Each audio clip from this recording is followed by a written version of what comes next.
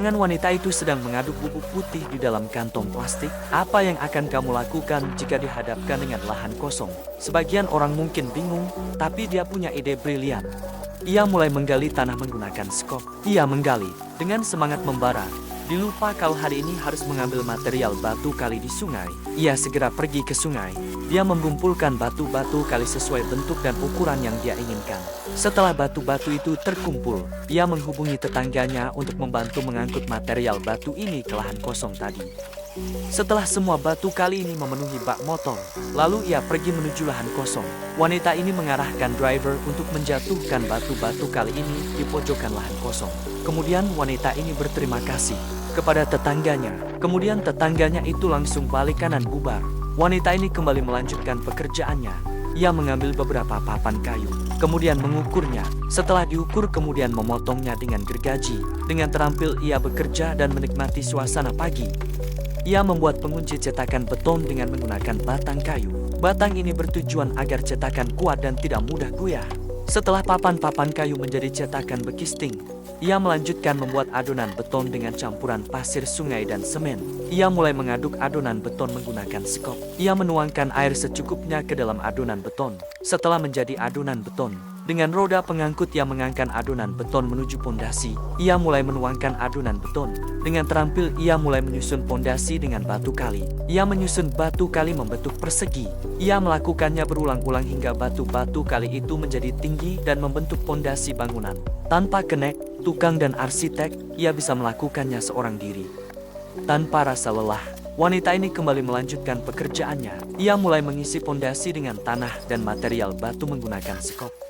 Setelah semua terisi, kemudian ialah pondasi dasar bangunan selesai. Wanita ini mulai menuangkan air ke pondasi untuk membasahi pondasi agar adonan beton menyatu dengan dasar pondasi semen yang sudah tercampur dengan pasir dan air. Ini adalah kunci utama untuk membuat struktur yang kokoh.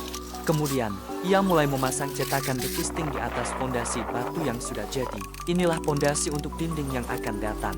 Wanita ini menuangkan kembali semen di dalam cetakan bekisting. Adonan beton yang ia buat tadi, sekarang dituangkan ke dalam cetakan. Setiap sentimeter persegi harus terisi dengan sempurna. Wanita ini meratakan adukan semen di dalam cetakan dan menyusun batu-batu kali sebagai material tambahannya. Tingkat kerataan adukan adalah hal yang sangat penting. Dengan alat sederhana, ia memastikan permukaannya mulus. Setelah adonan beton dan batu-batu kali tersusun membentuk dasar dinding, kemudian wanita ini melepaskan cetakan bekisting dengan palu dan alat lainnya. Ia dengan mudah melepaskannya. Setelah semua cetakan bekisting dilepas, kemudian wanita ini melanjutkan pekerjaannya. Ia akan memasang kusen jendela dan pintu di atas dinding yang telah ia buat tadi.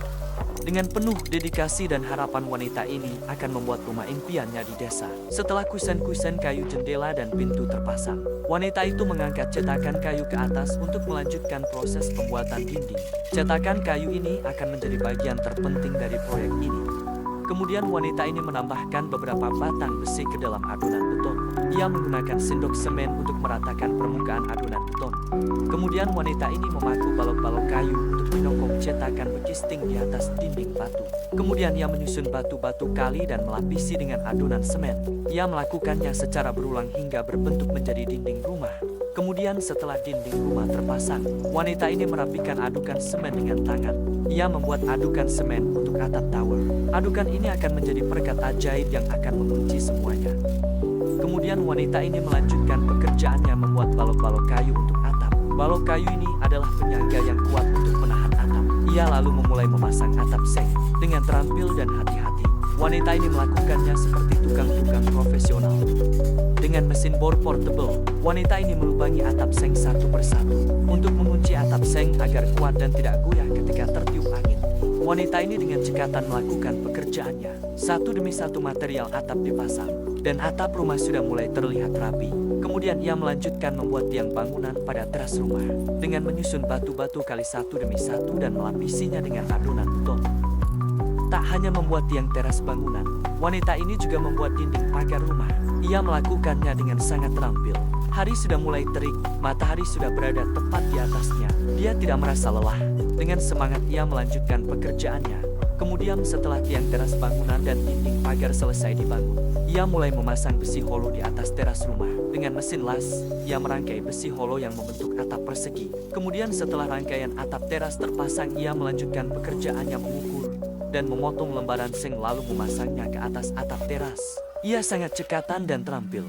Setelah pintu dan jendela rumah terpasang, kemudian ia melanjutkan kembali pekerjaannya. Wanita ini akan membuat rak penyimpanan barang. Ia memasang siku kayu rak dan menguncinya dengan skrep dan mesin bor. Kemudian ia melanjutkan mengecat ornamen dari potongan batang kayu dan papan penopang rak. Setelah selesai mengecat, wanita ini mulai memasang papan penopang rak. Dengan sangat terampil ia melakukannya. Kemudian setelah semua terpasang, ia menyusun meja dengan kaki-kaki batu dan tempat duduk yang terbuat dari potongan kayu. Wanita ini menyukai furniture yang unik dan estetik. Kemudian, wanita ini mulai menyusun hiasan-hiasan di meja dan dinding. Setelah semua hiasan terpasang, dirasa ada yang kurang. Kemudian wanita ini mengecat papan-papan kayu dengan warna sesuai dengan pintu dan jendela. Kemudian setelah papan-papan itu berubah warna, ia mulai memasang papan kayu itu di dinding rumah. Dengan terampil dan cekatan ia melakukannya. Setelah semua papan kayu itu terpasang, kemudian ia melanjutkan pekerjaannya. Tanpa rasa lelah, letih, dan lesu, wanita ini tetap semangat.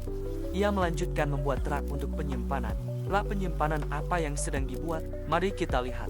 Ternyata wanita ini membuat rak penyimpanan untuk perkakas rumah. Mulai dari mesin bor, gerinda, dan mesin-mesin lainnya.